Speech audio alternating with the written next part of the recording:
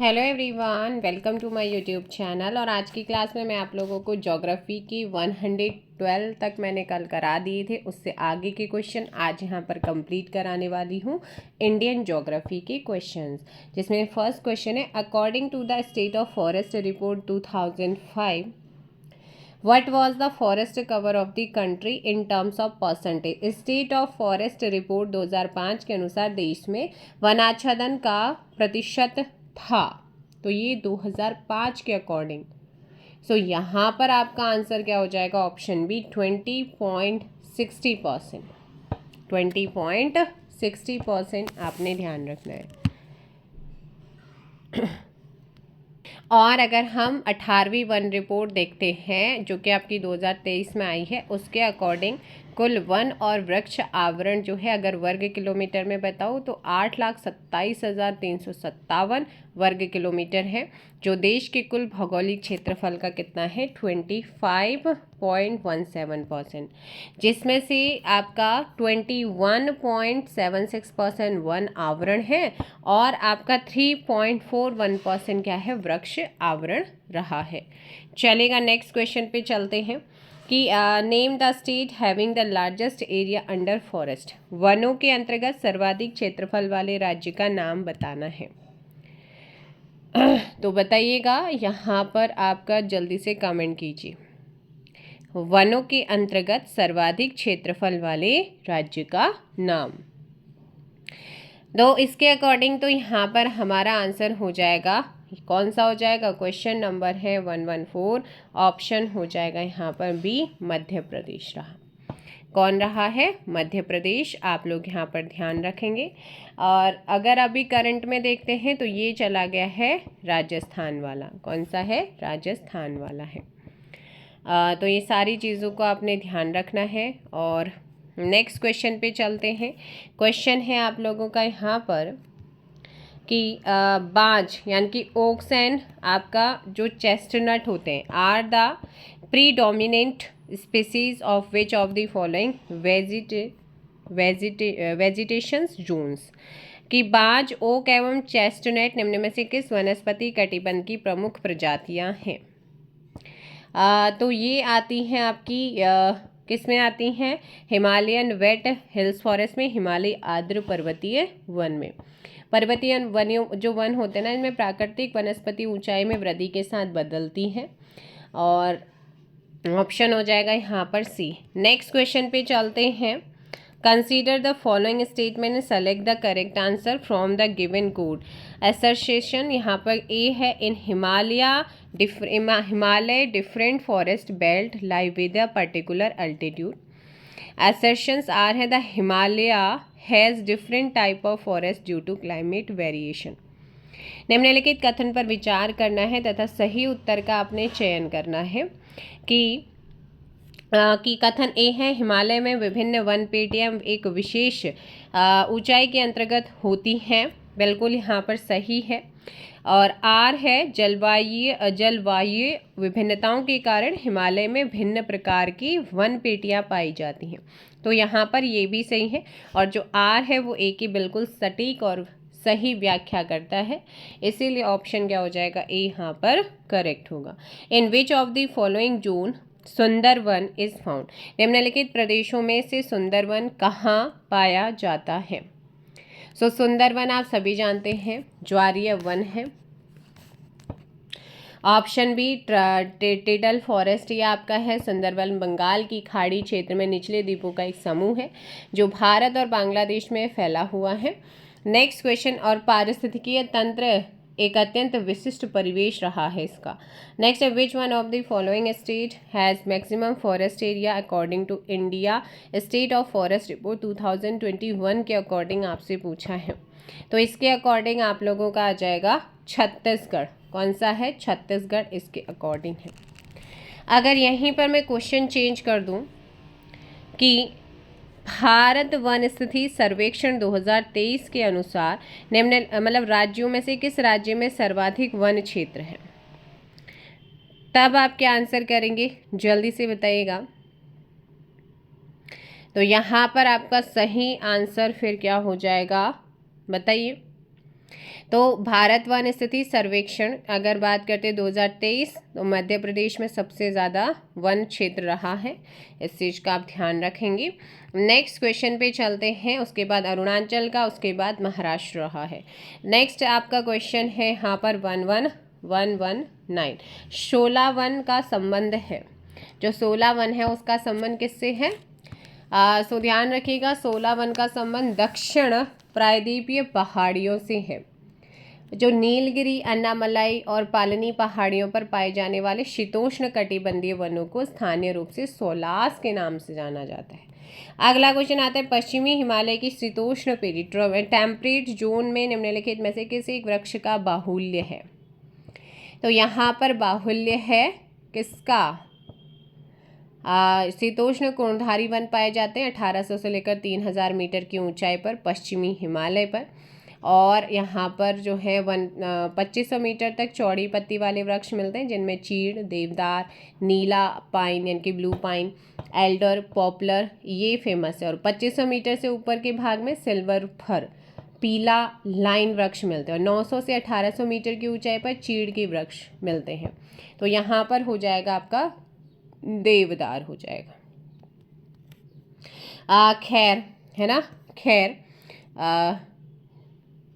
कैटशू is tree of which type of forest, खैर किस प्रकार के वन में पाया जाने वाला वृक्ष है? जो खैर होता है ये पूरे भारत में देखने को मिलता है। बबूल की तरह इसमें भी एक प्रकार का गोंद निकलता है, और इस प्रकार की जो लकड़ी होती है टुकड़ों को उबालकर निकाला गया रस, जिसे पान में चूने के साथ लगाकर खाने में यूज़ भी होता है इसका। तो यहाँ पर ऑप्शन हो जाएगा सी, उपोष्ण कटिबंधीय वनों का सब ट्रॉपिकल फॉरेस्ट, ऑप्शन हो जाएगा सी। वन अनुसंधान संस्थान जो शोध संस्थान है वो कहाँ स्थित है? वन अनुसंधान शोध संस्थान कहाँ पर स्थित है? सो ये देहरादून उत्तराखंड में है, 1906 में आपका गठित हुआ था। उद्देश्य वनों से प्राप्त वस्तुओं के संबंध में अनुसंधान करना, वनों के संबंध में शिक्षा देना। और इस संस्था के 4 क्षेत्रीय केंद्र भी हैं, बेंगलुरु, कोयम्बटूर, जबलपुर वन और वुर्नीहर में। ये संस्था वन रक्षकों और राज्य सरकार के वन विभाग के अधिकारियों को प्रशिक्षित भी करती हैं। अगला क्वेश्चन है, भोजपत्र वृक्ष मिलता है कहाँ पर मिलता है? भोजपत्र जो भोजपत्र होता है हिमालय में मिलता है, ऑप्शन हो जाएगा बी। और इसकी छाल का जो रंग होता है वो सफ़ेद होता है। प्राचीन काल में इसकी छालों का उपयोग ग्रंथों की रचना कार्य में भी किया जाए, पांडुलिपि रचना है उसमें। अगला है, निम्न में से कौन सा भारत में निर्वनीकरण यानी कि डिफॉरेस्टेशंस का प्रभाव नहीं है? तो यहाँ पर आपका कौन सा नहीं होता है? नगरीकरण, ऑप्शन सी, ऑप्शन सी। अगला क्वेश्चन यहाँ पर आ जाता है, निम्न में से कौन सा वृक्ष समुद्र से सर्वाधिक ऊंचाई पर पाया जाता है? तो समुद्र से सर्वाधिक ऊंचाई पर आपको देखने को मिलते हैं कौन सी? देवदार, ऑप्शन आपका ए यहाँ पर सही होगा। देवदार है, स्प्रूस है, सिल्वर है, फर है, जुनिपर है, अल्पाइन है, बर्च है, रोडोडेंड्रॉन, ये सारे मिलते हैं। Which of the following is known as flame of the forest, जंगल की आग के नाम से किसको जाना जाता है? जिसमें फूल बहुत ही आकर्षक होते हैं, और ये जो वृक्ष है आकर्षक फूलों के कारण ही इसे जंगल की आग कहते हैं। और लाल फूल वाले जो पलास होते हैं उनका वैज्ञानिक नाम होता है ब्यूटिया मोनोस्पर्मा, यानी कि आपका प्लास, ऑप्शन सी। नेक्स्ट आता है प्राकृतिक आपदाओं से related question. Which of the following state in India was forest affected by cyclone Fani, निम्नलिखित में से भारत का कौन सा राज्य फैनी चक्रवात से सर्वाधिक दुष्प्रभावित हुआ था?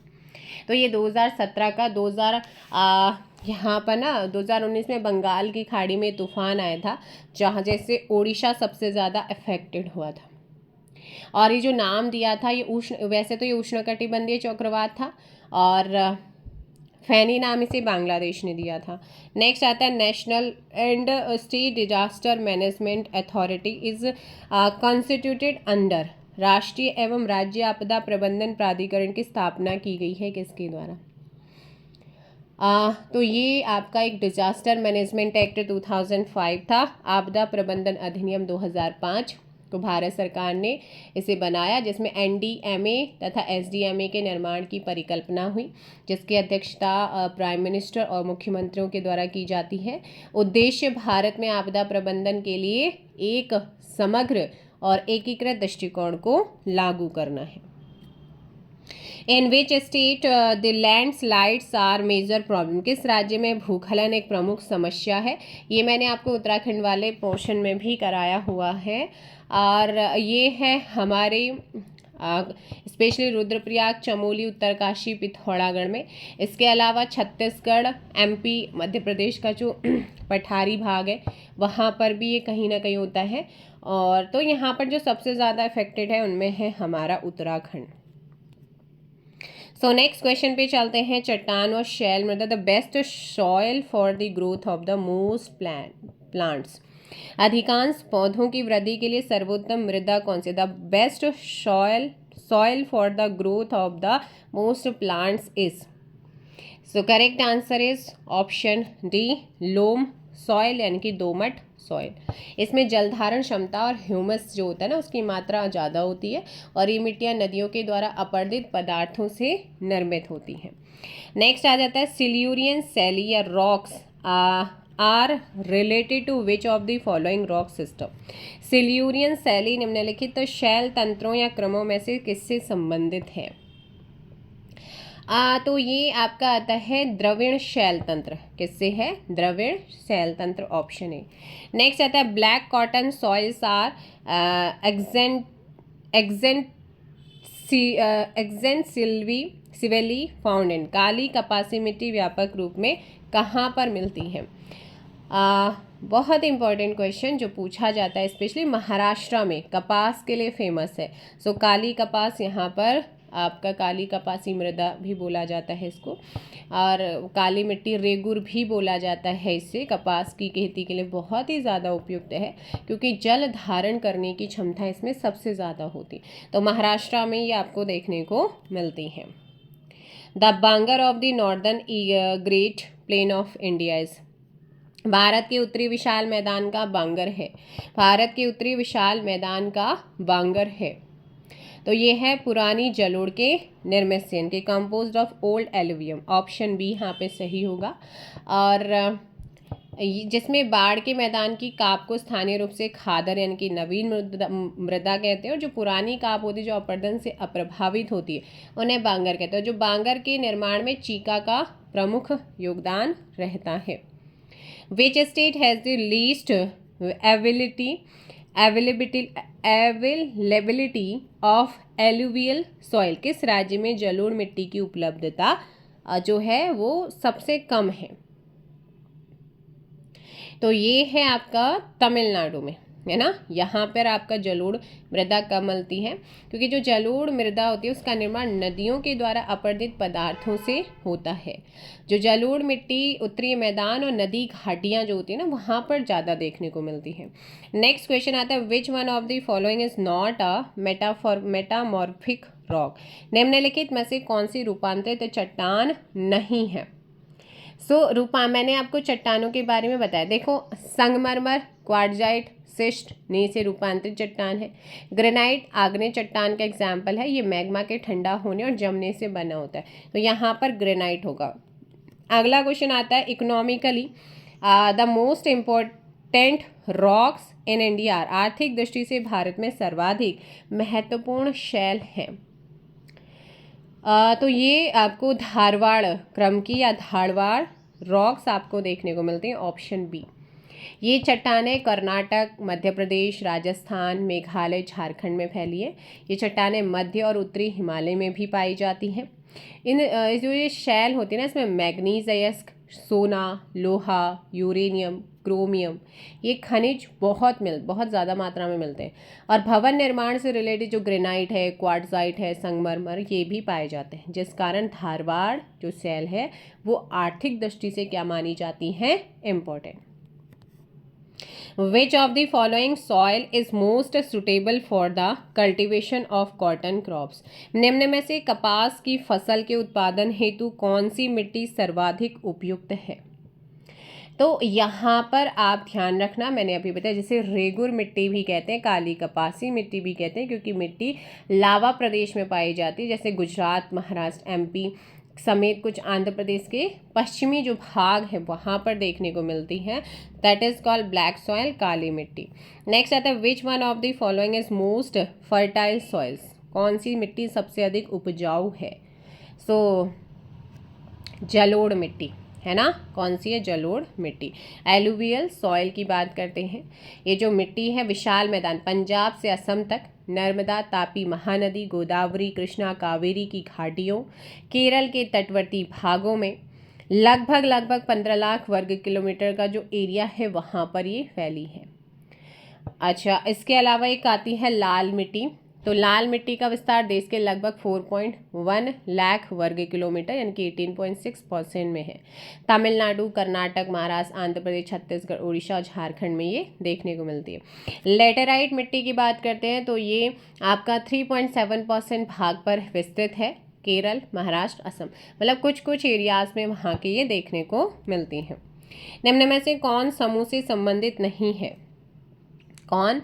देखो, चूना पत्थर है, बलुआ पत्थर है, शैल है, ये अवसादी चट्टानें हैं। ये चट्टानें प्रकृति के कारकों द्वारा बनकर इनके निर्मित होकर जमा हो जाती है और बाद में दबाव या रासायनिक प्रतिक्रिया या अन्य कारण से परत जैसी ठोस रूप में बन जाती हैं। इन्हें अवसादी चट्टान कहते हैं।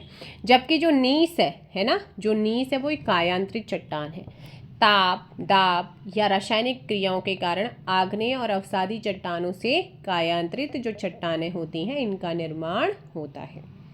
चलिए नेक्स्ट क्वेश्चन पे चलते हैं। Which of the following is not an example of metamorphic rock, निम्नलिखित में से कौन कायांतरित चट्टान का उदाहरण नहीं है? देखो, आपका यहाँ पर जो डोलोमाइट होता है ना, डोलोमाइट ये कायांतरित चट्टान का एग्जाम्पल नहीं है, अवसादी चट्टान का। क्वार्ट्जाइट, मार्बल, नाइस ये कायांतरित चट्टान के एग्जाम्पल हैं। तो यहाँ पर ऑप्शन क्या हो जाएगा? डी। और मतलब दाब और ताप के कारण आग्नेय और अवसादी चट्टान के संगठन तथा स्वरूप में चेंज हुआ और इस प्रकार निर्मित चट्टान रूपांतरित चट्टान होती है। चट्टानें सबसे ज़्यादा कठोर और जीवाश्म रहित मानी जाती है।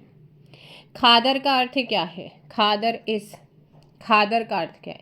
खादर अर्थात मतलब होता है नदी के पास की निचली जमीन जहाँ वर्षा का पानी जमा हो रहा है तथा हर साल बाढ़ का पानी नई मिट्टी को बना के लाता है। दैट इज कॉल्ड आपकी खादर सॉइल। तो यहाँ पर आपका आंसर क्या हो जाएगा? 141 का ऑप्शन है, जो नई जलोढ़ मिट्टी और बहुत उपजाऊ भी मानी जाती है। नेक्स्ट क्वेश्चन पे चलते हैं। One on which river is the Pong dam constructed? So Pong बांध किस नदी पर निर्मित है? On which river is the Pong dam constructed?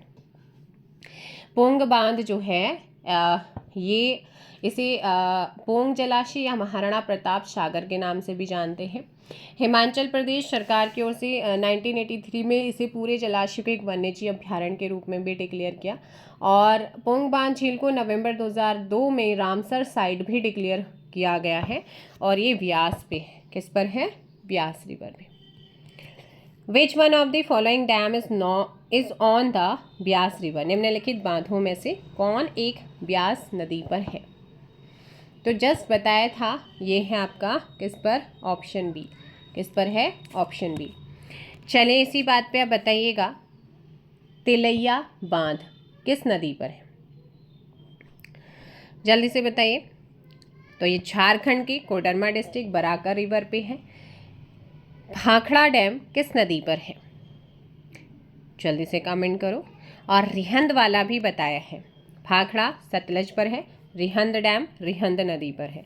Given below are the two statements label assertions A and reason R. नीचे दो वक्तव्य दिए गए हैं जिन्हें कथन ए तथा कारण आर कहा जाता है।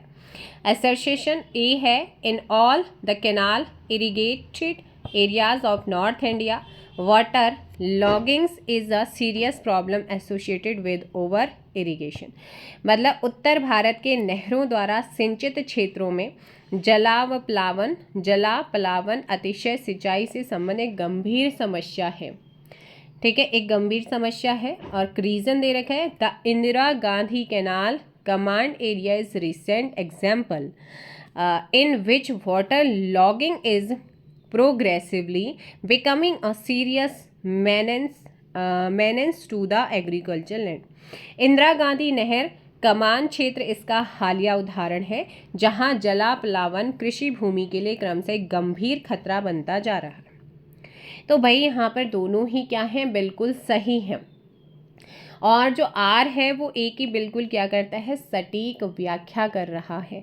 सो ऑप्शन क्या हो जाएगा, ए यहाँ पर सही होगा। मयूराक्षी प्रोजेक्ट इज लोकेटेड इन, मयूराक्षी परियोजना अवस्थित है।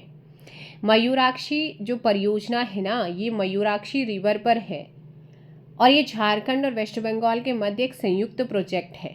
तो यहाँ पर आपका आंसर होना चाहिए क्या, ऑप्शन ए वेस्ट बंगाल। क्या हो जाएगा, वेस्ट बंगाल। नेक्स्ट क्वेश्चन पे चलते, on which river Obra dam is constructed, Obra बांध किस नदी पर बनाया गया है। In on which river Obra dam is constructed, Obra बांध किस नदी पर बनाया गया है। सो अगर ओबरा की हम बात करते हैं, ओबरा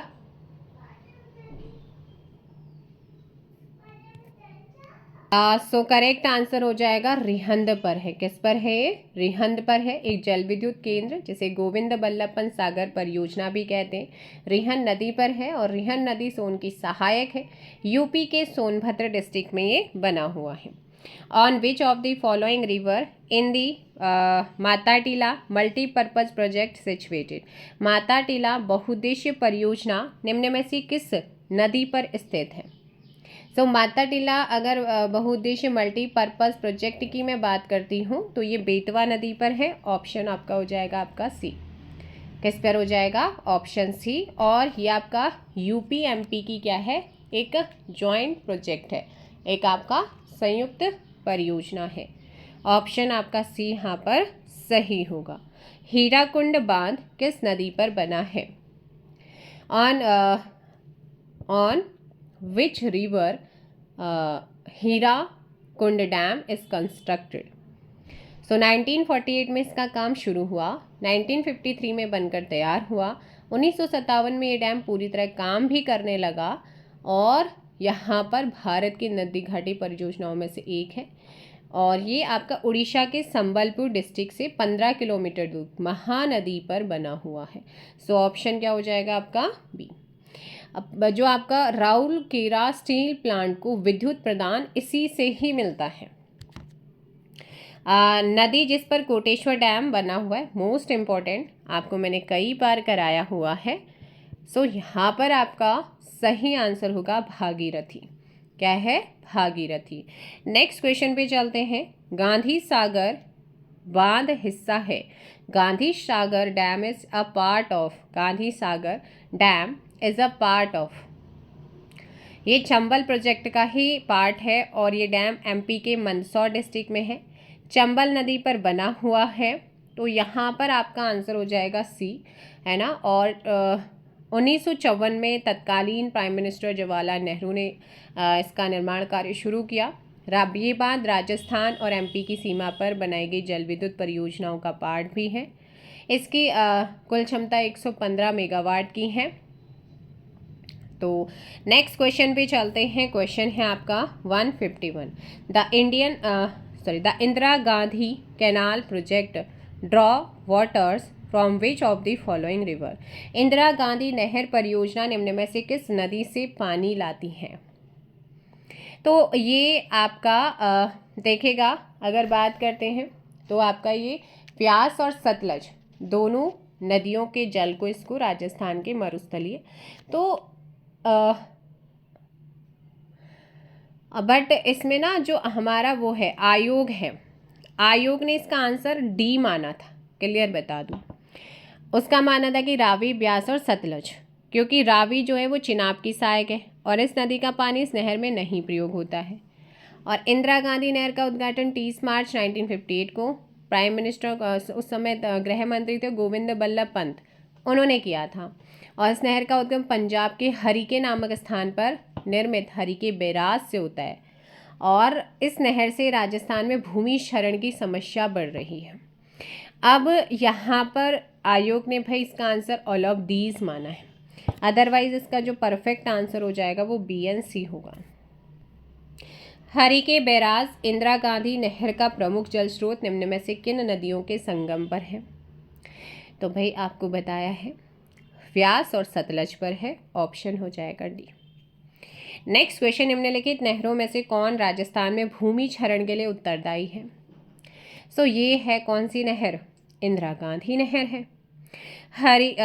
हीराकुंड परियोजना किस नदी का जल उपयोग करती है? So Hirakud project utilize which river water? ये प्रयोग करती है सिंचाई और बिजली उत्पादन के लिए, मल्टीपर्पज़ प्रोजेक्ट है ये। बाढ़ नियंत्रण भी करती है, ओडिशा राज्य के संबलपुर जिले में। और आपका आंसर हो जाएगा ऑप्शन डी, महानदी। कौन सी है? महानदी में। नींव इसकी रखी गई थी 1948 में, उस समय प्रधानमंत्री थे पंडित जवाहरलाल नेहरू। भाखड़ा नागल डैम की ऊंचाई कितनी है आपसे पूछा गया। सतलज नदी पर पंजाब में है भारत की सबसे बड़ी बहुउद्देशीय नदी घाटी प्रोजेक्ट। पंजाब, राजस्थान, हरियाणा का joint project. Bhakra Nangal dam भूकंपीय क्षेत्र में स्थित विश्व का सबसे ऊंचा गुरुत्वीय डैम है। ये डैम हिमाचल प्रदेश के बिलासपुर डिस्ट्रिक्ट में सतलुज नदी पर बना है। 261 मीटर इसकी क्या है? 261 मीटर ऊंचे टिहरी डैम के बाद भारत का दूसरा सबसे ऊंचा डैम। इसकी जो ऊंचाई है वो 226 मीटर है, ऑप्शन हो जाएगा सी। कौन सा राज्य समूह भाखड़ा नागल प्रोजेक्ट से जल प्राप्त करता है? तो ये सब भी आपने अभी पढ़ा है ऊपर, हरियाणा, पंजाब और राजस्थान। क्या क्या बताया था? हरियाणा, पंजाब और राजस्थान। दुलहस्ती पावर स्टेशन किस नदी पर अवस्थित है?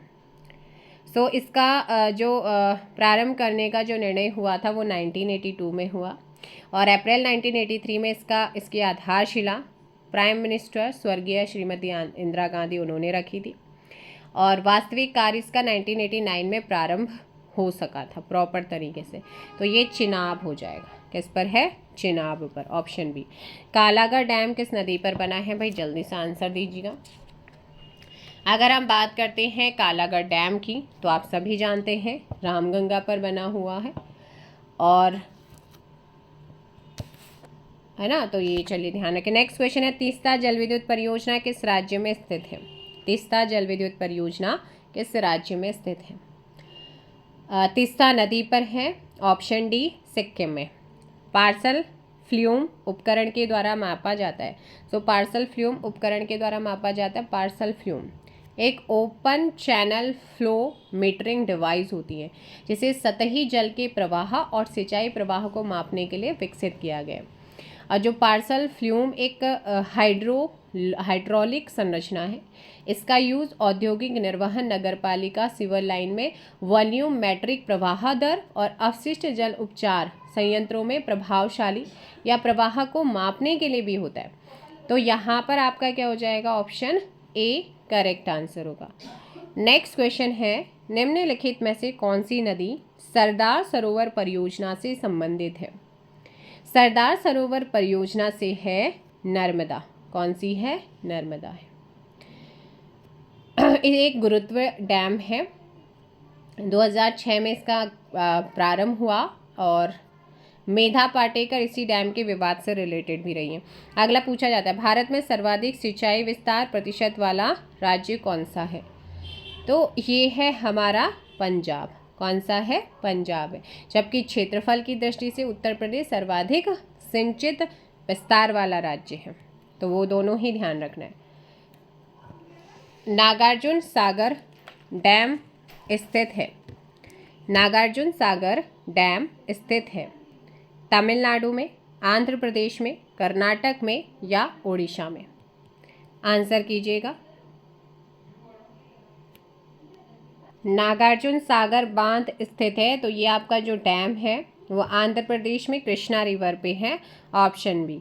ऊपरी गंगा नहर का उद्भव स्थान कौन सा है? तो ऊपरी गंगा नहर का उद्भव स्थान अगर आपसे पूछता है तो यहाँ पर आप लोग ध्यान रखिएगा, ऑप्शन ए हरिद्वार हो जाएगा। क्या हो जाएगा? हरिद्वार के पास से निकलती है आप देखिएगा जैसे तुंगभद्रा प्रोजेक्ट आंध्र प्रदेश में तुंगभद्रा रिवर पे है, गंडक परियोजना बिहार और यूपी गंडक रिवर पर है, उकाई परियोजना गुजरात ताप्ती नदी पर है, साबरमती परियोजना गुजरात में साबरमती पर है, दामोदर घाटी परियोजना पश्चिम बंगाल झारखंड में दामोदर नदी पर है। नेक्स्ट आता है खनिज और अनुसंधान संस्थान। विच of the following state has the largest solar energy plant in India? निम्न में से किस राज्य में भारत का सबसे बड़ा सौर ऊर्जा संयंत्र है? तो ये आता है राजस्थान के भडला सोलर पार्क जोधपुर में, ऑप्शन हो जाएगा डी। सौर पार्क की कुल क्षमता 2245 मेगावाट है। सेकंड पे आता है पावागढ़ा सौर पार्क कर्नाटका 2050 मेगावाट जिसकी क्षमता है। The Indian state producing the largest quantity of minerals oils, Bharat का सर्वाधिक खनिज तेल उत्पादक राज्य कौन सा है? और बट वर्तमान में जो है वो राजस्थान है, और उस समय की बात करते हैं तो वो महाराष्ट्र था, ऑप्शन हो जाएगा B. Where is arid research institute located? Arid शोध संस्थान कहाँ पर स्थित है?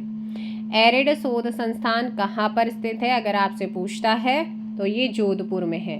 कहाँ पर है आपका? जोधपुर में है। 1959 में इसे शुरू किया गया था। नेक्स्ट क्वेश्चन पे आता है 168 है name the largest producer of iron और स्टेट इन इंडिया, भारत में लौह अयस्क के बृहत्तम उत्पादक राज्य का नाम बताना है। तो जिसमें उड़ीसा, कर्नाटक और छत्तीसगढ़ आता है, ऑप्शन हो जाएगा सी। नेक्स्ट क्वेश्चन पे चलते हैं। The cabinet approve the MOU between India and which of the following countries in solar energy sector? तो ये 20 जनवरी 2021 को किया गया था भारत और उज्बेकिस्तान में, ऑप्शन बी। क्या हो जाएगा? ऑप्शन बी यहाँ पर सही होगा। India recently participated in the first meeting of joint working group in the field of renewable energy with which of the following countries?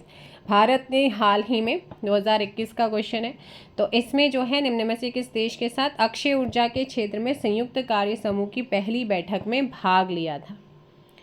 सो ये लिया गया था बहरीन। किसके? बहरीन के साथ में। नेक्स्ट क्वेश्चन पे चलते हैं। बॉक्साइट किस धातु या तत्व का एक अयस्क है? Bauxite is an ore of which metal या एलिमेंट्स? एल्युमिनियम, ऑप्शन डी यहाँ पर आपका करेक्ट आंसर हो जाएगा। और जो बॉक्साइड है इसका यूज सीमेंट और रसायनों के निर्माण में होता है। Which of the following has the highest share of power generation in India? Bharat में निम्नलिखित में से ऊर्जा उत्पादन से सर्वाधिक भाग किसका है? 23-24 के लिए कुल बिजली उत्पादन लक्ष्य 1750 बिजली यूनिट निर्धारित हुआ है। सो कुल तापीय ऊर्जा की अगर बात करते हैं, है ना, सो 172 का यहाँ पर आपसे पूछा है कि ऊर्जा उत्पादन से सर्वाधिक भाग किसका है? सो यहाँ पर आपका सर्वाधिक भाग है किसका? तापीय ऊर्जा का, थर्मल पावर का, तापीय ऊर्जा का, यानी कि आपका थर्मल ऊर्जा का 56.8%, कोयला का 49.1%, गैर जीवाश्म ईंधन ऊर्जा 43.0%, जल विद्युत 11.2%, सौर ऊर्जा 16.1%, पवन ऊर्जा 10.3%, नाभिकीय आणविक ऊर्जा 1.6%। नेक्स्ट क्वेश्चन पे चलते हैं। इंडियाज थर्ड रिसर्च स्टेशंस इन अंटार्कटिका। अंटार्कटिका में भारत के तीसरे शोध संस्थान का नाम आपसे पूछा गया, तो जल्दी से बताइएगा। देखो भाई, अगर बात करते हैं तीसरा तो वो है भारतीय। कौन सा है? भारतीय। इसका निर्माण कठोर मौसम में शोधकर्ताओं को सुरक्षा प्रदान करने के लिए हुआ। ये भारत की पहली प्रतिबद्ध अनुसंधान सुविधा है और मैत्री से लगभग 300 किलोमीटर पूर्व में लोकेटेड है। अंटार्कटिका में भारत का दूसरा स्थायी अनुसंधान केंद्र, जिसका निर्माण 1989 में हुआ। दक्षिण गंगोत्री वर्ष जो मैत्री था वो भारत का दूसरा था और 1984 में स्थापित दक्षिण गंगोत्री रहा है। नेक्स्ट आता है, यहाँ पर मैचिंग करना है लिस्ट 1 को लिस्ट 2 से, और यहाँ पर आपका कोयला, यूरेनियम, हेमेटाइट, चूना पत्थर दिया गया। सो कोयला की बात करते हैं तो ये आपका आ जाता है तापीय विद्युत गृह, और यहाँ पे ऑप्शन एलिमिनेट। यूरेनियम रेडियोधर्मी पदार्थ है ना, तो यहाँ पर यूरेनियम आपका रेडियोधर्मी पदार्थ, ऑप्शन सी एलिमिनेट। हेमेटाइट लोहे का अयस्क हो जाएगा, हेमेटाइट लोहे का अयस्क। और चूना पत्थर द लेमेस्टोन की बात करते हैं तो सीमेंट उद्योग है, तो इस तरीके से ऑप्शन आपका सी। Bailadila is famous for which of the following mineral, Bailadila निम्न में से किस खनिज के लिए प्रसिद्ध, बहुत बार पूछी जाती है। सो बेलाडीला की जो खान है वो आपके छत्तीसगढ़ में है। बेलाडीला खनन क्षेत्र से लौह अयस्क जापान और दक्षिण कोरिया को निर्यात भी होता है, लौह अयस्क आयरन और, ऑप्शन बी। नेक्स्ट आता है the main gold producing state of India, Bharat में प्रमुख सोना उत्पादक राज्य कौन सा है। अधिकांश स्वर्ण अयस्क धारवाड़ शिष्ट शैलों में क्वार्ट्ज की शिराओं में होता है। कर्नाटक की कोलार और हट्टी प्रमुख खनन यानी कि खाने हैं, कोलार और हट्टी, तो ये आपका कर्नाटका हो जाएगा, option B. In which of the following state is the Singrauli coal mine situated, Singrauli कोयले की खान निम्न में से किस प्रदेश में स्थित है। तो ये आपका इसका जो विस्तार है वो एमपी और यूपी के बॉर्ड मतलब थोड़ा सा उस पर लगता है, और सिंगरौली में कई कोयला आधारित ताप विद्युत भी है, लेकिन फिर ऑप्शन ज़्यादा जहाँ पे है वो एमपी है, तो एमपी को टिक करें।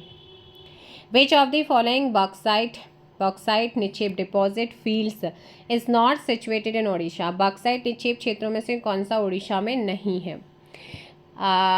तो ये अगर बात करते हैं बोलंगीर और कोरापुट और संबलपुर, ये आपके उड़ीसा में है, और उड़ीसा सबसे बड़ा बॉक्साइट का उत्पादक राज्य भी माना जाता है। दुमका ये आपका झारखंड में है, कहाँ पर है ये, झारखंड में, ऑप्शन सी गलत है। Which of the following is renewable source of energy, निम्नलिखित में से कौन सौर ऊर्जा का नवीकरणीय स्रोत है। तो सौर ऊर्जा का नवीकरणीय स्रोत में सूर्य का प्रकाश आता है, क्या आता है, सूर्य का प्रकाश, और ये ऊर्जा का एक अच्छा स्रोत भी माना जाता है। और जो बाकी हमारे कोयला है, पेट्रोल है, और हमारी जो नेचुरल गैसेस हैं, ये अनवीकरणीय ऊर्जा स्रोत है, क्या है, अनवीकरण, तो यहाँ पर आपका आंसर हो जाएगा D, sunlight. Which one of the following cities is known as the silicon valley of India, so हमारी सिलिकॉन वैली के नाम से आईटी राजधानी या जिसको सिलिकॉन वैली के रूप में जानते हैं वो है हमारी बेंगलुरु, कर्नाटक की राजधानी।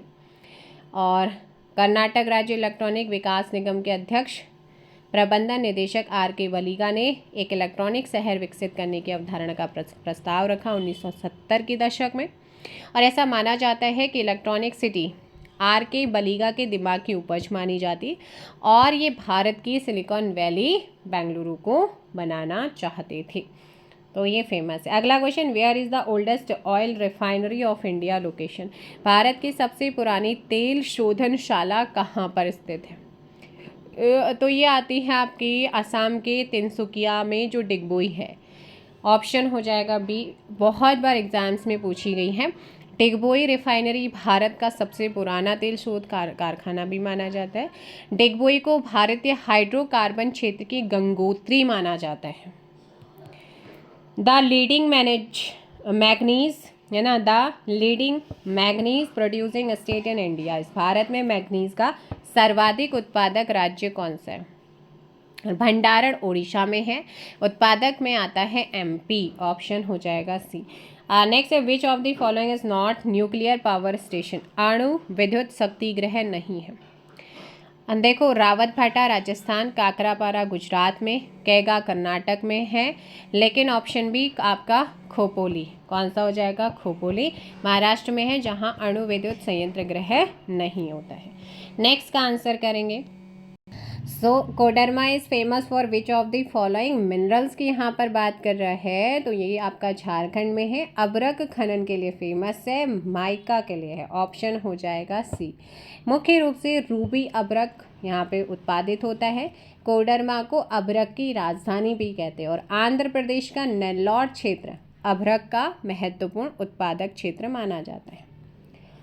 इन which Indian state the Numaligarh oil refinery is located, Numaligarh तेल शोधन कारखाना भारत के किस राज्य में स्थित है और जिसकी स्थापना जो है 1993 में Bharat petroleum corporation limited, oil India limited और असम सरकार के बीच एक संयुक्त उद्यम के द्वारा की गई थी।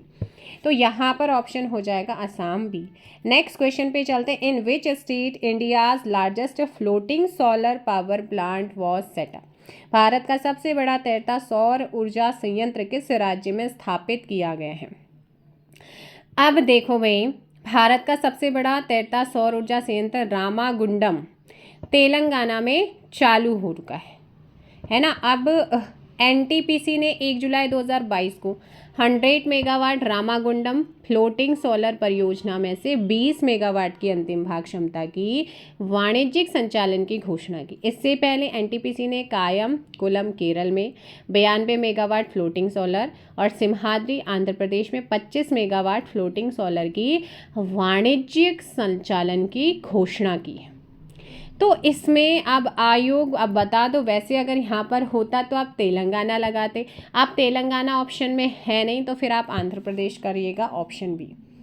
नेक्स्ट क्वेश्चन पे चलते हैं। The largest coal field of India, कोयला क्षेत्र भारत का सबसे बड़ा कोयल जो फील्ड है, कोयला का क्षेत्र है, वो कौन सा है।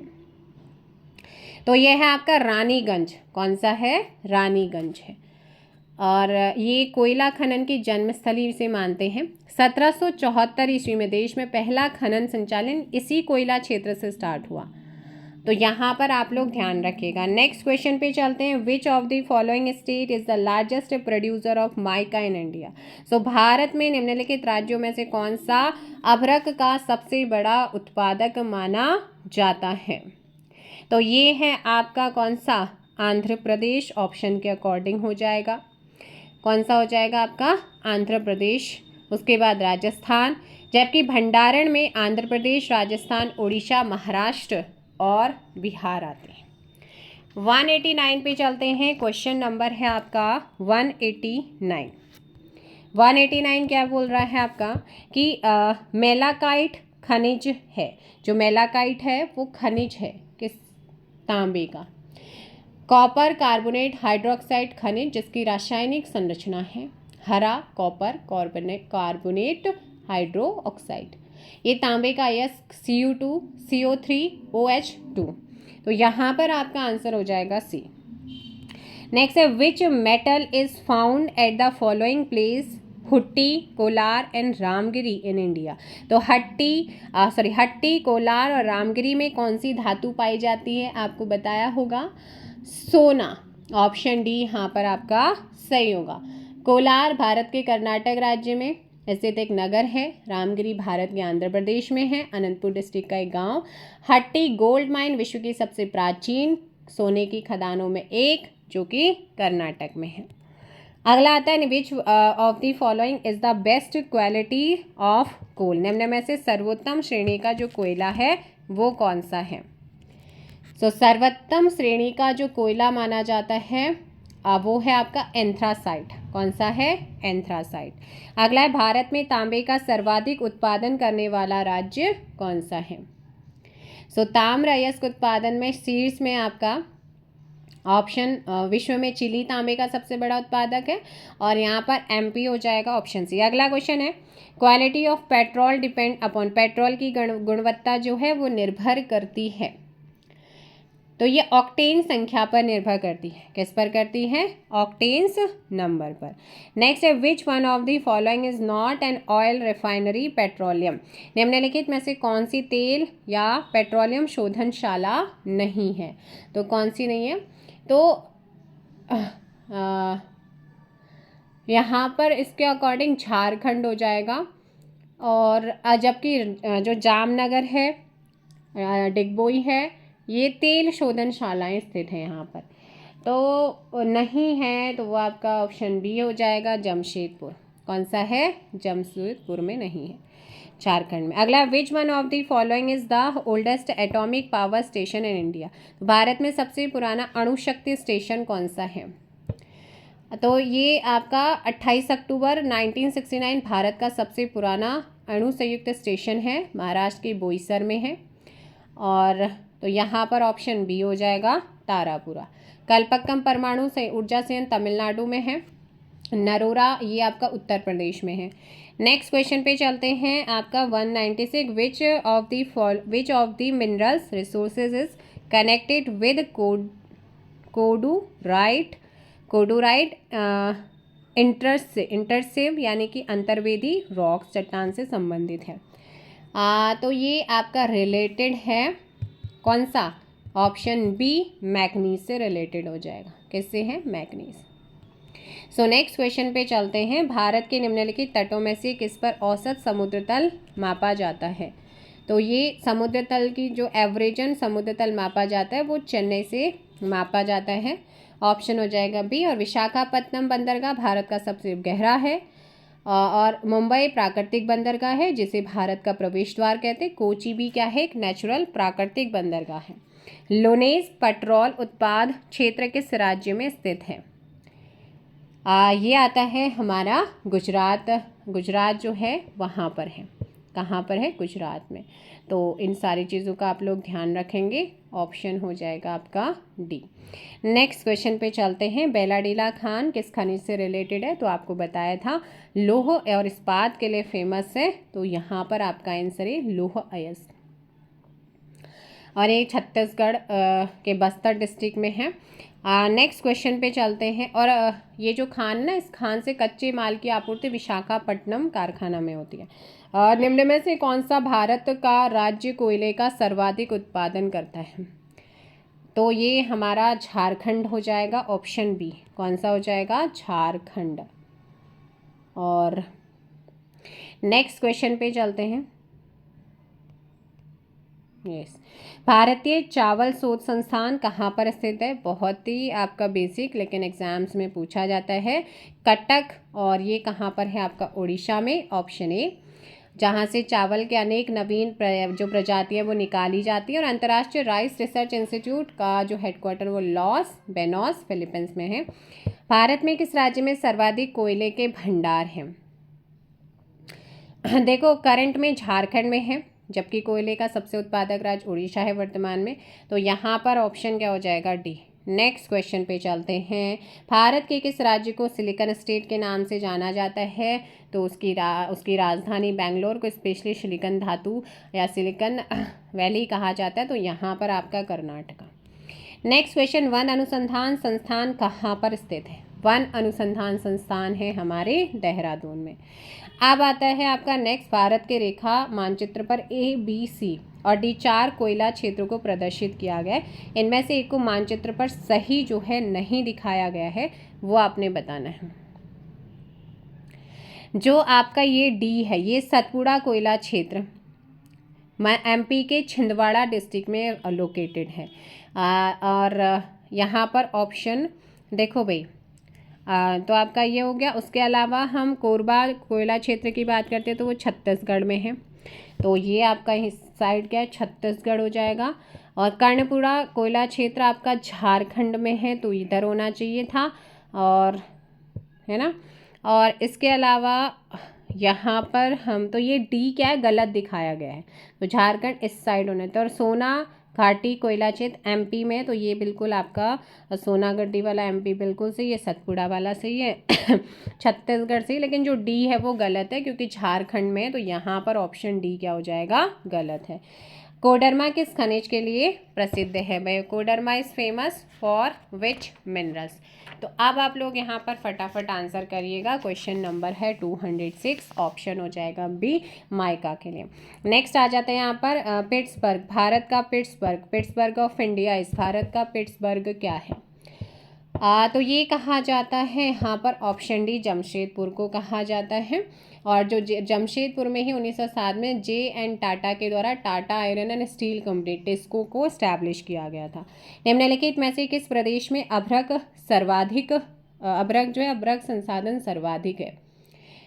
तो यहाँ पर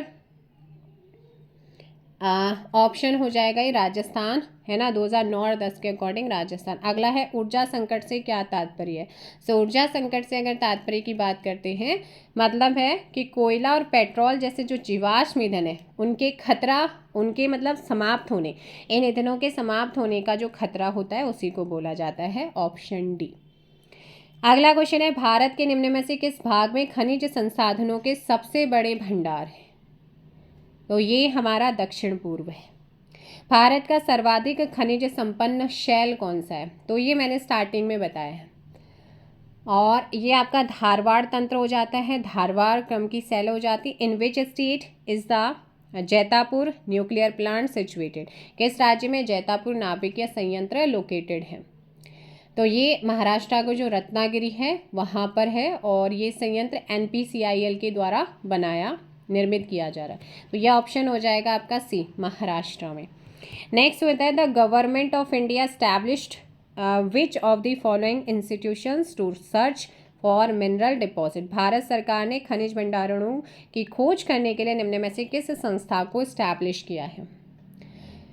तो इसने किया है Indian bureau of mines, geological survey of India तथा तेल एवं प्राकृतिक गैस आयोग, खनिज अन्वेषण निगम लिमिटेड, इनकी। तो यहाँ पर आपका कौन सा वाला है, स्थापना की है। तो फिर आपका कौन सा होना चाहिए, मैंने क्या बोला था, oil and natural gas commission, तेल एवं प्राकृतिक गैस आयोग भी है, खनिज अन्वेषण वाला भी है, इंडियन ब्यूरो ऑफ माइंस भी है। तो फिर ऑप्शन क्या होना चाहिए था, की संस्था की स्थापना की है ना, लिमिटेड, इनकी स्थापना की गई है। तो ऑप्शन डी होना चाहिए। क्या होना चाहिए, ऑप्शन डी। नेक्स्ट क्वेश्चन पे चलेंगे हम, उद्योग एवं which one of the following steel plants is not located in West Bengal. So West Bengal में आपका कौन सा नहीं है। हम बात करते हैं बोकारो की, 1964 में स्थापित है, और ये आपका झारखंड में है, बाकी जितने भी हैं वो आपके वेस्ट बंगाल में। Option C, which of the following country is the largest producer of tea in the world. निम्न में से कौन सा देश विश्व में चाय का सबसे बड़ा उत्पादक है। सो चाइना ही है, ऑप्शन ए यहाँ पर सही होगा। नेक्स्ट क्वेश्चन, चाइना के बाद भारत, केन्या।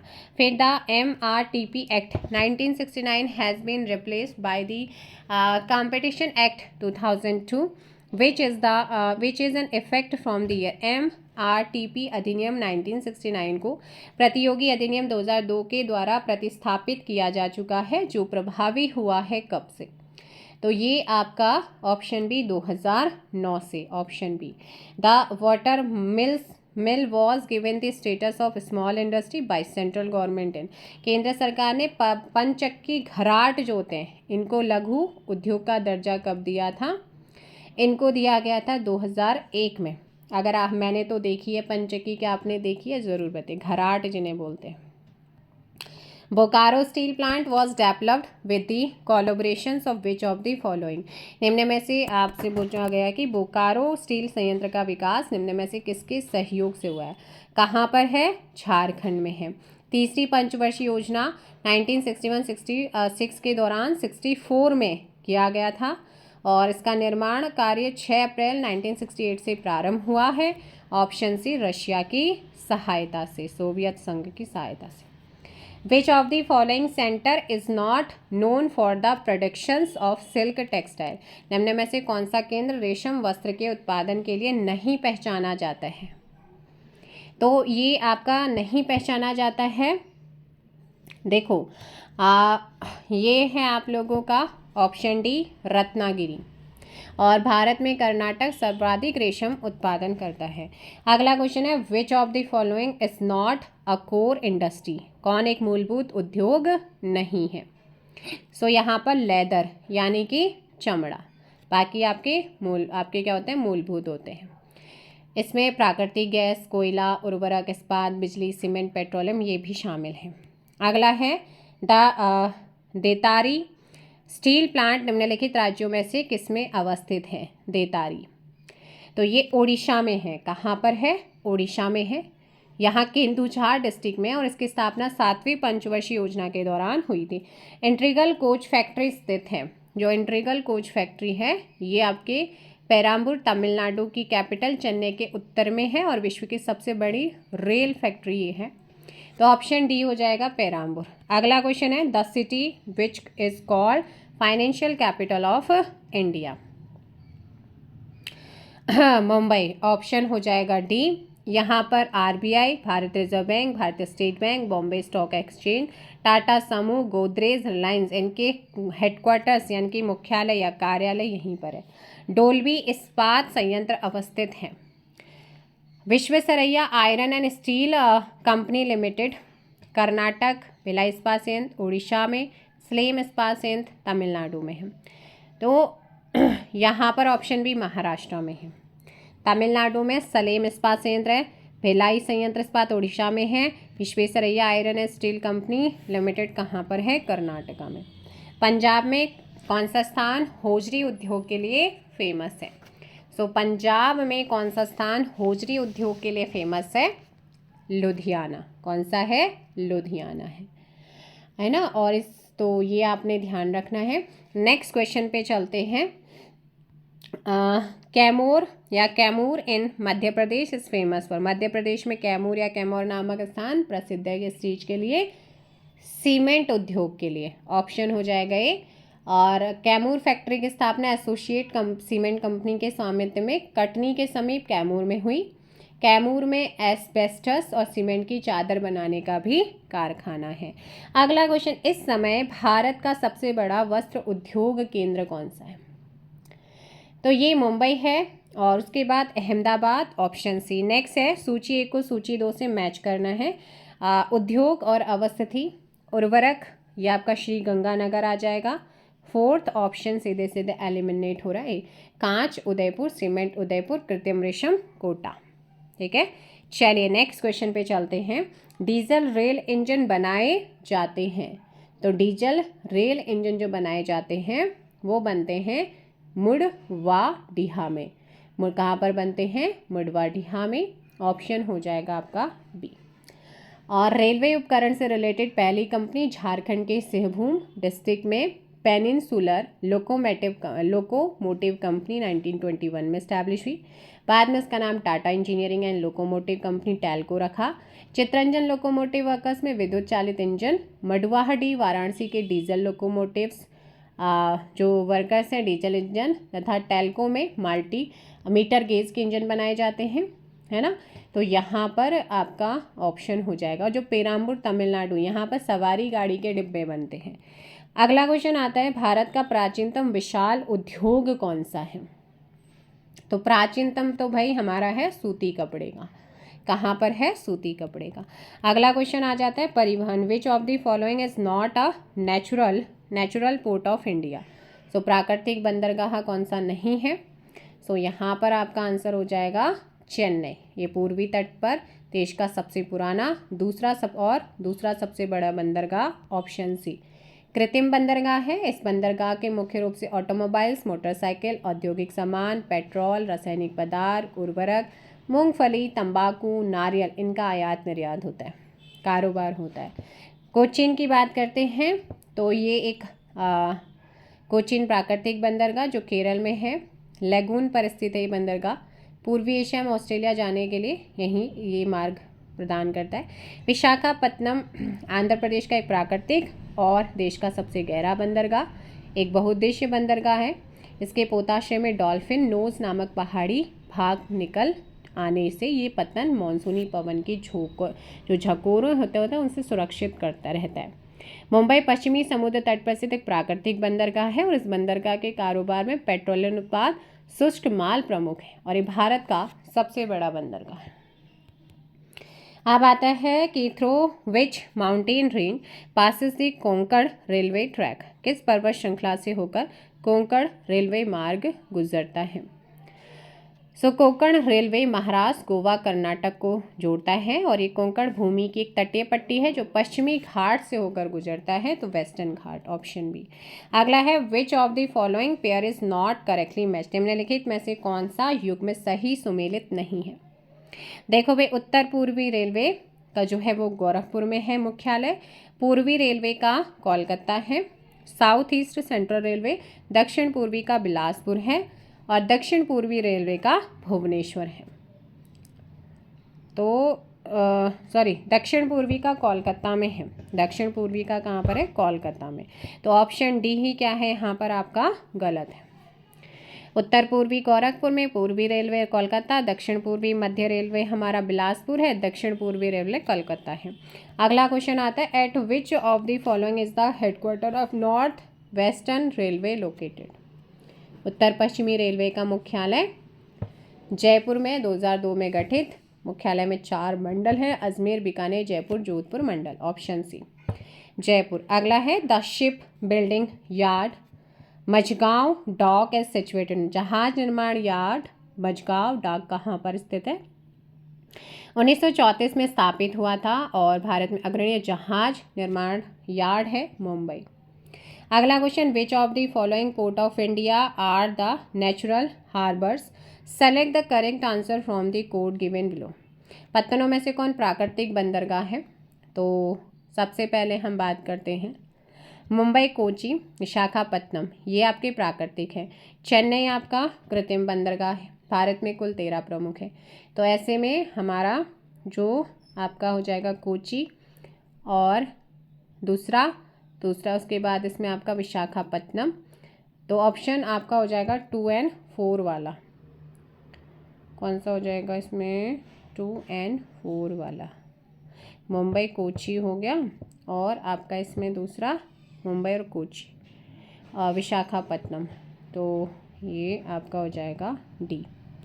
नेक्स्ट क्वेश्चन पे चलते हैं। The inland waterways authority India was constituted on 27 October 1986 as a statutory body. Where is its headquarters located?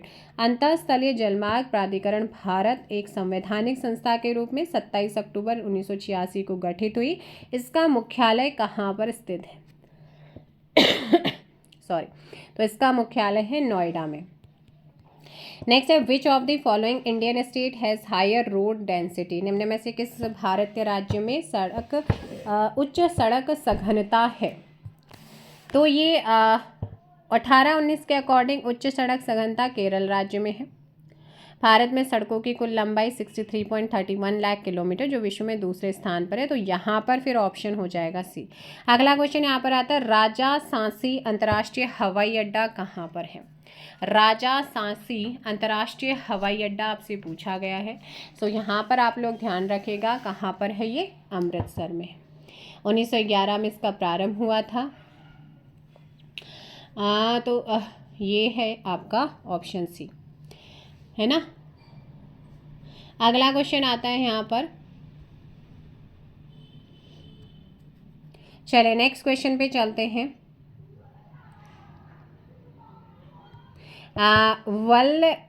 वल्लर पदम कोचीन बंदरगाह स्थित अंतर्राष्ट्रीय कंटेनर हस्तांतरण के अंतिम स्टेशन ICTT के बारे में क्या सही नहीं है? तो अगर आप यहाँ पर देखेंगे कि ये कोचीन बंदरगाह न्यास द्वारा विकसित है। इसे 11 फरवरी 2011 को राष्ट्र को समर्पित सार्वजनिक व्यक्तिगत साझेदारी है और विश्व बैंक में सहायता मिली। तो यहाँ पर ये वाला क्या है आपका? गलत है, ऑप्शन डी।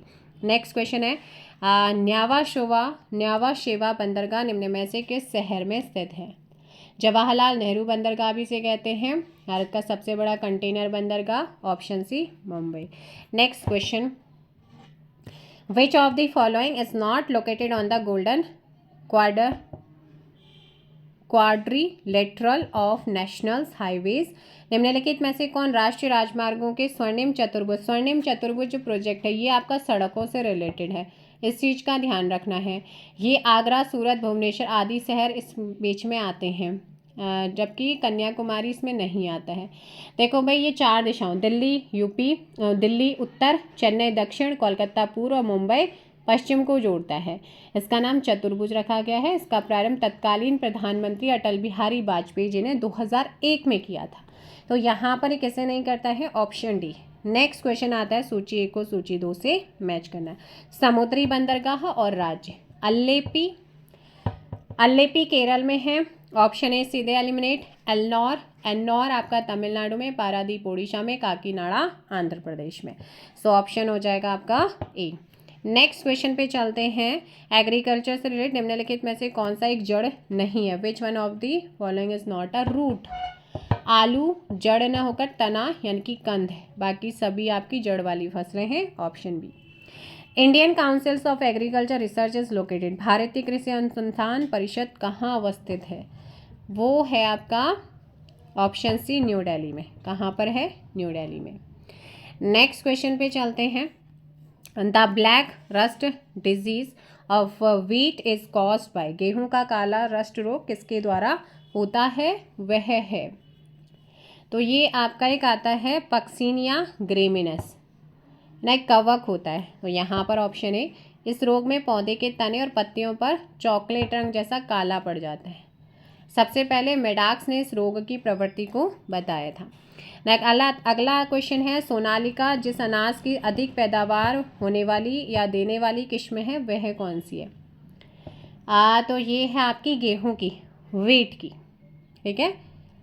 अगला क्वेश्चन यहाँ पर आता है, सरबती सोनोरा एक किस्म है। Sharbati Sonora is a variety of, तो ये गेहूं की एक वेराइटी है। ऑप्शन हो जाएगा ए। इसे सोनोरा 64 के नाम से भी जाना जाता है। पहली हरित क्रांति के समय सोनोरा 65 और लेरमान रोजा नामक गेहूं की प्रजाति का बड़े स्तर पर यूज हुआ था। At what place is the national research centre for cold water fisheries situated, राष्ट्रीय शीतजल मत्स्य अनुसंधान केंद्र किस स्थान पर स्थित है? तो ये नैनीताल भीमताल में है। ऑप्शन हो जाएगा यहाँ पर बी। अगला क्वेश्चन है, the cotton fibre cotton plant is obtained from, कपास के पौधे से कपास रेशा प्राप्त किया जाता है बीजावरण से, सीड कॉड से। ऑप्शन हो जाएगा डी, जो कि सेलुलोज होता है। इन the world agriculture is mostly practised in the, विश्व में कृषि कार्य अधिकांशतः होता है। तो ये आपका रिवर वैलीज यानी कि नदी घाटियों में होता है। नेक्स्ट है आपका, which one of the following pair of crops in India is the most water guzzling crops of the India the depend heavily on ground water, Bharat में निम्नलिखित फसल युग्मों में से कौन एक भारत की सर्वाधिक पानी की खपत वाली फसलें हैं जो भूजल पर अत्यधिक निर्भर रहती हैं? चावल और गन्ना है। आंसर हो जाएगा यहाँ पर rice and sugar cane. Next आता है, which of the following is the largest cultivable valley in the Himalayas, निम्न में से कौन सी हिमालय में सबसे बड़ी कृषि योग्य घाटी है? तो ये है आपकी कश्मीर घाटी। कौन सी है? कश्मीर घाटी। नेक्स्ट क्वेश्चन आता है यहाँ पर, into how many macro agriculture regions has a Randhawa divided India, Randhawa ने भारत को कितने वृहद कृषि प्रदेशों में बांटा है, विभक्त किया है? सो ये किया गया है 5। किन में किया गया? 5 में किया गया है। ऑप्शन हो जाएगा सी, शीतोष्ण हिमालय प्रदेश, उत्तरी शुष्क प्रदेश, पूर्वी तट प्रदेश, पश्चिमी तट प्रदेश और दक्षिणी प्रदेशों में इन्होंने क्या करा है? डिवाइड किया रंधावा ने। तो ये आपके एग्जाम्स में पूछा गया 2023 में। नेक्स्ट क्वेश्चन पे चलते हैं, what is the responsible for the nitrogen fixations by legume, दलहनी फसलों द्वारा नत्रजन नाइट्रोजन स्थिरीकरण के लिए क्या उत्तरदायी है? सो इनके लिए अगर हम बात करते हैं, ऑप्शन सी हो जाएगा आपका राइजोबिया। क्या है आपका? राइजोबिया एक जीवाणु होता है, ये जिम्मेदार होता है। अगला है, who is known as architect of green revolutions in India, Bharat में हरित क्रांति के लिए वास्तुविद के रूप में किसे जाना जाता है? Doctor MS. स्वामीनाथन को इसका जनक कहा जाता है। ऑप्शन हो जाएगा डी। अगला क्वेश्चन यहाँ पर आता है, which of the following crops are not grown in the kharif season, तो खरीफ मौसम में कौन सी फसल पैदा नहीं होती है? देखिएगा, चावल, मक्का, ज्वार, बाजरा, गन्ना, कपास, ये गन्ना, मूंगफली, कपास, ये सारी खरीफ की फसल है। गेहूं, चना, जौ, मसूर, अलसी, मटर, सरसों, ये रबी की फसल है। तो इसमें जौ और सरसों। Option A. Which of the following Indian state states have the highest percentage share of irrigated areas. तो परसेंटेज वाइज आपको मैंने पहले भी बताया है। तो यहाँ पर आपका आ जाता है पंजाब। क्या आता है? पंजाब। और क्षेत्रफल की दृष्टि से उत्तर प्रदेश। अगला आता है the maximum rubber producer state in India. Bharat में सर्वाधिक रबर उत्पादक वाला राज्य कौन सा है? केरल, तमिलनाडु, कर्नाटका। सो यहाँ पर आपका आंसर हो जाएगा B. Which of the following is a kharif crop. कौन सी एक खरीफ की क्रॉप है? सो खरीफ की क्रॉप आपको बताया था कौन कौन सी खरीफ की क्रॉप होती हैं। मडुआ, धान, झंगोरा, ऑल ऑफ दीज अबव। सो यहाँ पर आपका आंसर हो जाएगा डी। क्या हो जाएगा? Option D. नेक्स्ट है which of the following terms is related to rearing of honey bees. निम्न पदों में से किसका संबंध मधुमक्खी पालन से है? जलीय कृषि या मत्स्य पालन को पिसीकल्चर कहते हैं, है ना। तो ये आपका होगा नहीं। जो आपके उत्तक संवर्धक की प्रक्रिया उसे टिश्यू कल्चर कहते हैं। तो यहाँ पर आता है एपीकल्चर। कौन सा है? एपीकल्चर। अगला है the first agriculture university of India at Pantnagar was established on. Bharat का पहला प्रथम कृषि विश्वविद्यालय 17 अक्टूबर 1960 पंतनगर में जवाहरलाल नेहरू के द्वारा खोली गई। इसका पूरा नाम है गोविंद बल्लभ पंत कृषि और एवं प्रौद्योगिकी विश्वविद्यालय पंतनगर।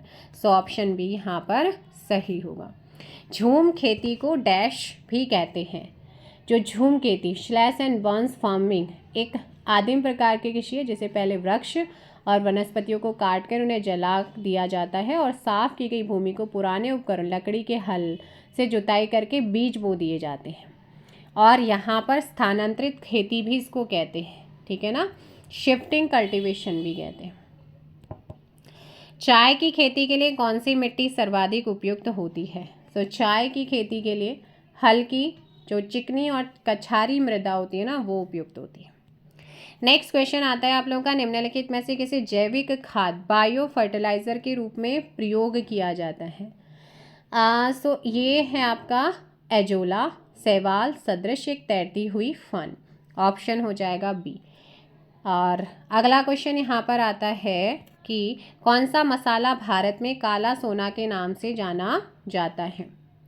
सो काला सोना के नाम से काली मिर्च को जाना जाता है। Option A. भारत में सोयाबीन का सबसे अधिक उत्पादन किस राज्य में होता है? सो सोयाबीन के लिए स्पेशली मध्य प्रदेश यहाँ पर है। प्रमुख उत्पादक क्षेत्र मालवा का पठार। और अगर करंट में देखते हैं तो पहले था आपका एमपी और करंट में अभी है महाराष्ट्र। चलिए नेक्स्ट क्वेश्चन पे चलते हैं। रेशम कीट पालन को कहते हैं? रेशम कीट पालन को सेरीकल्चर कहते हैं। Option C. अब आता है हॉर्टिकल्चर। जो आपका रेशम के कीड़े के पालने है ना, तो इनको तो क्या कहा जाता है? सेरीकल्चर कहते हैं। और इसमें स्टडी भी होता है। फल फूल और साग सब्जी उगाने, बाग लगाने, इन सभी को हॉर्टिकल्चर के अंतर्गत आते हैं। अगला क्वेश्चन है निम्नलिखित में से कौन सा एक देश गेहूं तथा चावल दोनों का संसार में सबसे बड़ा उत्पादक माना जाता है? तो यहाँ पर आपका आंसर हो जाएगा भारत है। कौन सा है? भारत। Option B.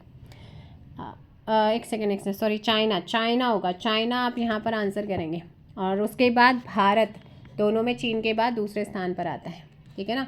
तो फर्स्ट पे आता है चाइना। अगला है दुग्ध उत्पादन में किस देश का प्रथम स्थान है?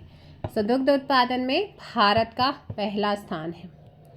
नेक्स्ट क्वेश्चन है यहाँ पर मुख्य फसल के नष्ट हो जाने पर उसके बाद उगाई जाने वाली फसल को क्या कहते हैं? उसे कहा जाता है आच्छादित फसल है। क्या कहा जाता है? आच्छादित फसल। भारत की श्वेत क्रांति का जो जनक है वो किसे माना जाता है? भारत में श्वेत क्रांति का जनक ऑपरेशन फ्लड नाम से अभियान चला था। डॉक्टर वर्गीस कुरियन ने इसे शुरू करा था। सो यहाँ पर ऑप्शन क्या हो जाएगा? ए। नेक्स्ट क्वेश्चन आता है पॉली हाउस का प्रयोग किया जाता है। जो पॉली हाउस है उसका प्रयोग होता है पौधों को उगाने के लिए। किसके लिए होता है? पौधों को उगाने के लिए। ड्रिप पद्धति से सिंचाई किया जाता है, जैसे भूमि का तापमान और आर्द्रता संतुलित रहे, इसके माध्यम से मनपसंद फसल पैदा की जाती है। इसका आकार पॉलीथीन से बना एक रक्षात्मक छायादार घर की तरह होता है।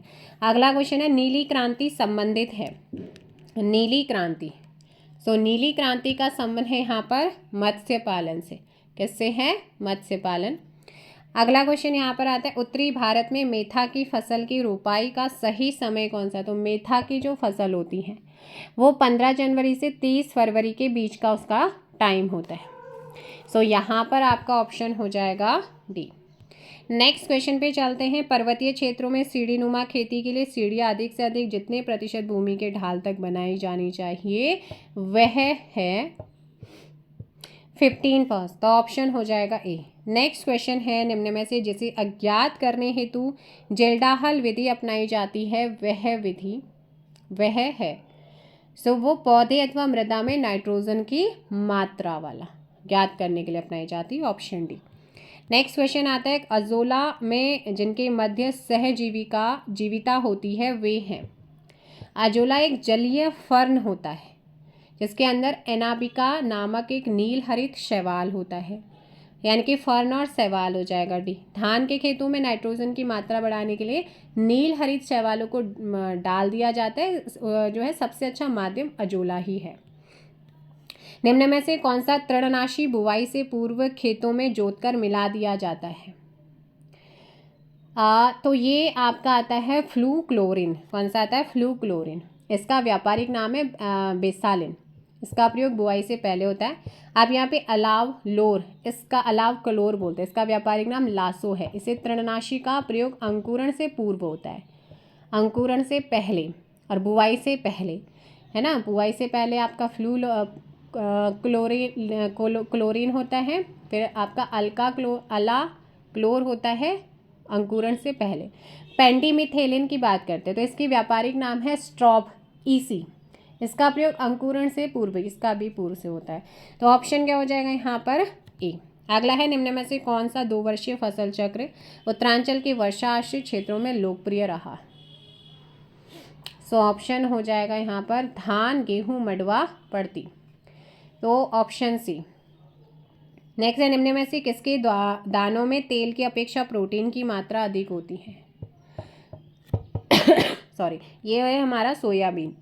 नेक्स्ट आता है, निम्न में से कौन सी फसल ग्रीष्म में उगाई जाने वाली मक्का के चारे को फसल के साथ मिलवा फसल के रूप में बोई जा सकती है? लोबिया। कौन सी है? लोबिया। नेक्स्ट क्वेश्चन में यहाँ पर आता है, सूची 1 को सूची 2 से मैच करना है। स्पेसीज और फसल यहाँ पर दी गई हैं। तो कपास की प्रजाति है आर्बोरियम, कपास की प्रजाति है यहाँ पर आर्बोरियम। और सी का 1 कहाँ पर आ रहा है? यहाँ पर आ रहा है। तो और इसके अलावा अगर बात करें जूट की प्रजाति ऑलिटोरियस है, तो जूट की हो जाएगी ऑलिटोरियस, तो 2 हो जाएगा। उसके बाद आता है यहाँ पर 2, 1। अब बी का क्या? साइट्रेटा की बात करते हैं, है ना। तो मेथा की प्रजाति जो होती है वो साइट्रेटा होती है, तो यहाँ पर हो जाएगा 4। सीधे सीधे ऑप्शन सी एलिमिनेट। अगला यहाँ पर आता है, दुग्ध का पाश्चुरीकरण किया जाता है। तो दुग्ध का पाश्चुरीकरण जो होता है ना, वो होता है जीवाणु को नष्ट, यानी कि सूक्ष्म जीवों को मारने के लिए किया जाता है। और यहाँ पर आपका आंसर हो जाएगा सी। नेक्स्ट क्वेश्चन है, अंगोरा ऊन प्राप्त होती है। जो अंगोरा ऊन प्राप्ति होती है ये खरगोश से होती है। Option C. नेक्स्ट क्वेश्चन आप लोगों का, ICNR मतलब क्या? ICN का मतलब क्या होता है? भारतीय कृषि आपका Indian councils of agriculture research, भारतीय कृषि अनुसंधान परिषद कृषि पशुपालन एवं मत्स्य पालन के क्षेत्र में राष्ट्रीय स्तर की एक स्वायत्त सर्वोच्च संस्था है। अगला क्वेश्चन यहाँ पर, तो यहाँ पर आपका आंसर क्या हो जाएगा? बी। नेक्स्ट क्वेश्चन, निम्नलिखित में से कौन सा राज्य भारतवर्ष में रबर की खेती के लिए प्रसिद्ध है? रबर की खेती के लिए आप लोगों को बताया था, ऑप्शन हो जाएगा यहाँ पर डी, केरला। नेक्स्ट है, which among the following animal is called plougher of the soil? निम्नलिखित में से किस जंतु को भूमि का कृषक, जोतने वाला कहा जाता है? तो ये कहा जाता है किसको? केंचुए को कहा जाता है। ऑप्शन ए, क्योंकि केचुआ जो है ना अपने आहार के रूप में कार्बनिक पदार्थ और मिट्टी का यूज़ करता है और तथा अपशिष्ट पदार्थ के रूप में मिट्टी को शरीर से बाहर निकलता है। तो ऐसे में वह मृदा की उपजाऊ शक्ति को बढ़ाता है, साथ ही मिट्टी में हवा और पानी के अनुपात को बनाए रखने में इसे किसान का मित्र भी कहा जाता है। समानांतर फसल का एक उदाहरण है समानांतर फसल। समानांतर फसल में पौधों को बिना हानि पहुंचाए एक नई अतिरिक्त फसल उसी खेत से ली जा सकती है। जैसे ईख की फसल में आलू, प्याज, धनिया उगाना, गेहूं के साथ सरसों उगाना। तो यहाँ पर ऑप्शन बी। नेक्स्ट क्वेश्चन आ जाता है, सब्जी के लिए काम आने वाले पौधों के अध्ययन को कहते हैं। देखो भाई, यहाँ पर आता है पोमोलॉजी, फलों का अध्ययन, फ्लोरिकल्चर, सजावटी पुष्पों का संवर्धन एवं अध्ययन। अब आता है आपका हॉर्टिकल्चर। तो हॉर्टिकल्चर में फल सब्जी जो उद्यान पादप इनका संवर्धन और स्टडी होता है। तो यहाँ पर ऑप्शन क्या हो जाएगा, और साथ में ऑलरीकल्चर, सब्जियों का अध्ययन, स्टडी जो होता है सब्जियों का वो ऑलरीकल्चर में होता है, ऑप्शन डी। नेक्स्ट आता है फसल चक्र आवश्यक है। फसल चक्र आवश्यक है किसके लिए, तो ये आवश्यक होता है मृदा की उर्वरा शक्ति में वृद्धि के लिए, ये आवश्यक है। फसल चक्र और उर्वरता की दृष्टि से दलहनी फसल जो होती है ना वो लेग्यूमिनस कुल के पौधों की बुवाई के लिए उल्लेखनीय है, क्योंकि इनमें भूमि की क्षीण नाइट्रोजनी क्षमता पुनः आ जाती है। अगला, फलीदार पादपों की जड़ों में उपस्थित गांठों में पाए जाने वाले नत्रजन स्थिरीकरण जीवाणु है, तो वो आपका होता है सहजीवी। कौन सा होता है, सहजीवी, ऑप्शन सी। नेक्स्ट क्वेश्चन है आपका, निम्न में से कौन सी रबी की फसल नहीं है। सो रबी की फसल कौन सी नहीं है, रबी में गेहूं, चना, जौ, मटर, सरसों, मूली, गाजर ये आते हैं। खरीफ जो कि वर्षा ऋतु की फसल है, जो जुलाई में बोई जाती है, अप्रैल में, ठीक है। खरीफ के मौसम में चावल, ज्वार, बाजरा, मक्का, कपास, गन्ना, सोयाबीन, मूंगफली, जूट, तंबाकू, भिंडी ये सारी आती हैं, है ना। जायद में आपकी जो है वो तरबूजा, ककड़ी, खीरा ये सारी आती हैं। तो यहाँ पर आपका जो भिंडी है वो नहीं है, भिंडी रबी की फसल नहीं है, ये खरीफ की फसल में आती है, तो ऑप्शन हो जाएगा ए। अगला क्वेश्चन यहाँ पर आता है, निम्न में से किसके साथ मिलाने से एजोला एक अच्छा उर्वरक होता है। गोबर में, किसमें हो जाता है ये आपका, गोबर के साथ, जो आपको बताया था एक फर्न और शैवाल। निम्न राज्यों में डैश को छोड़कर सभी में कृषि भूमि का प्रतिशत काफ़ी अधिक है। कौन सा हो जाएगा, Sikkim. The sperms use for agriculture inseminations of the cattle are stored in. पशुओं के कृत्रिम गर्भाधान में प्रयुक्त शुक्राणु को डैश में संग्रहित किया जाता है। तरल नाइट्रोजन में लिक्विड नाइट्रोजन, ऑप्शन हो जाएगा A. Which part of the following is called the rice bowl. निम्न में से कौन सा क्षेत्र धान का कटोरा कहलाता है। इम्पॉर्टेंट क्वेश्चन कई बार पूछा जाता है, और यहाँ पर आपका आंसर हो जाएगा कृष्णा और गोदावरी का डेल्टा क्षेत्र, ऑप्शन सी। नेक्स्ट क्वेश्चन पे चलते हैं, निम्नलिखित में से कौन एक तिलहनी फसल है। सो तिलहनी फसल में सूर्यमुखी, सरसों, राई ये आती हैं, ऑप्शन आपका सी हो जाएगा, ठीक है ना। दलहनी फसल में अरहर, मटर, चना, मसूर दलहनी फसल है। लोबिया, बरसीम ये चारा की फसलें हैं। अगला है झूम है, तो झूम आपने पहले भी करा है। झूम क्या है, तो झूम आपका एक कृषि यानी कि खेती की एक पद्धति होती है, स्थानांतरित खेती के नाम से इसको जानते हैं। Who for the first time use the word green revolution. सर्वप्रथम किसने ग्रीन रेवोल्यूशन यानी कि हरित क्रांति शब्द का प्रयोग किया था। सो हरित क्रांति शब्द का पहला प्रयोग विलियम गेट ने किया, जबकि हरित क्रांति का जनक नॉर्मन बोरलॉग को मानते हैं, और भारत में इसका जनक एम एस स्वामीनाथन को कहा जाता है। भारत में इसकी शुरुआत 1966-67 में मानी जाती है, ऑप्शन ए। वर्ड किसने दिया वो पूछा गया। निम्नलिखित में से कौन सा देश अरण तेल बीज जो आता है आपका उसके सबसे बड़ा उत्पादक और निर्यातक है। सो यहाँ पर आपका भारत, कौन सा है ये, भारत है। अगला क्वेश्चन यहाँ पर बोला गया है कि निम्न में से कौन सा युग्म उपयुक्त नहीं है। तो निम्न में से कौन सा जो ऑप्शंस है वो उपयुक्त नहीं है। टोटा तमिलनाडु में मिलती है, ठीक है, ट्राइब। जारवा ट्राइब्स अंडमान निकोबार में है। एक तो दूसरा यहाँ पर गलत हो गया। उसके बाद गर्शिया राजस्थान में है, असूर आपकी झारखंड में मिलती है। तो यहाँ पर 2 4 1, अच्छा कौन सा सुमेलित है बोला ना, तो 1 और 3 सुमेलित है। बिल्कुल ऑप्शन क्या हो जाएगा आपका, सी सही होगा। अगला है the lava soil is commonly found, lava मृदा सामान्यतः पाई जाती है। तो ये काली मृदा का निर्माण दक्कन के लावा के अपक्षय से होता है। काली मृदा में तीव्र जल धारण की क्षमता होती है, जो इसे कपास, इसी को रेगुर मृदा भी कहते हैं। ऑप्शन है महाराष्ट्र में। नेक्स्ट क्वेश्चन आता है, which one of the following tribes practice trade with Tibet before China war of 1962। 1962 के चीन युद्ध से पूर्व निम्नलिखित में से कौन सी जनजाति तिब्बत से व्यापार करती थी? तो ये थी हमारी भोटिया, ऑप्शन सी।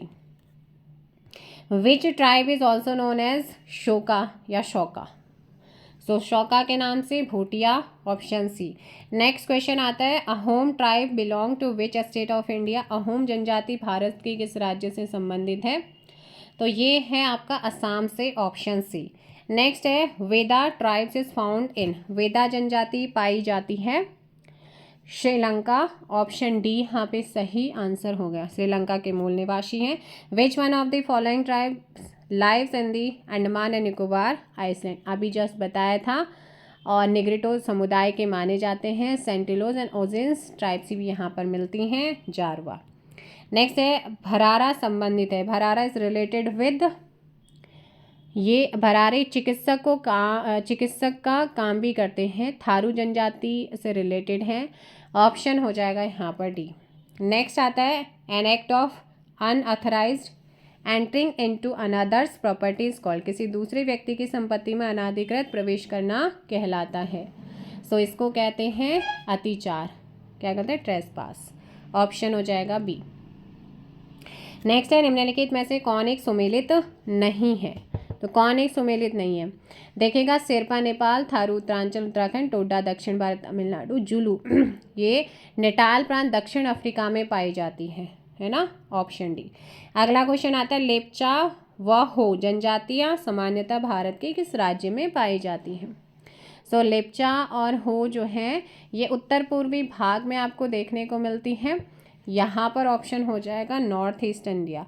अगला question, which one of the following pair is not properly matched. देखिएगा, जुआंग उड़ीसा में है, राज्य उत्तराखंड की है, कुकी जो है वो मणिपुर की है, गर्सिया राजस्थान की है। तो यहाँ पर ऑप्शन सी रॉन्ग है।